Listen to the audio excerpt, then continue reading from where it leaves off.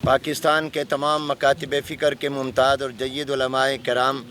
اور مشائخ اعظام کا یہ وفد دو اہم مقاصد کے لیے سری لنکن ہائی کمیشن اسلام آباد میں آیا۔ ایک تو سیالکوٹ کے دلخراش اندوہناک سانے پر تعزیت اور اظہار افسوس کے لیے، اور دوسرا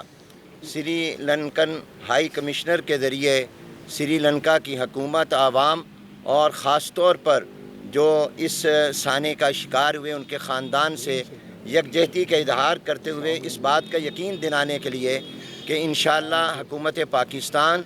مجرموں کے ساتھ کوئی رعایت نہیں کرے گی، ان کو عبرتناک سزا دی جائے گی، اور اس سانے کا پاکستان اور اسلام سے کوئی تعلق نہیں ہے۔ اور تمام مکاتب فکر کے علماء کی موجودگی میں یہ اپیل کروں گا کہ آنے والا جو جمعۃ المبارک ہے، جو 10 دسمبر ہے، پورے ملک میں اسے یوم مذمت کے طور پر منایا جائے، اور 10 دسمبر کے جمعۃ المبارک میں اسلام کا جو پیغام امن و محبت ہے اور اسی طرح پر اقلیتوں اور منارٹی کے جو حقوق ہیں ان کے اوپر خطباء کرام روشنی ڈالیں۔ انشاءاللہ کراچی سے پشاور، کوئٹہ سے گلگت، مظفر آباد تک ہر مسجد اور امام بارگاہ میں اسی موضوع پر گفتگو ہوگی اور قوم تک انشاءاللہ یہ پیغام پہنچایا جائے گا۔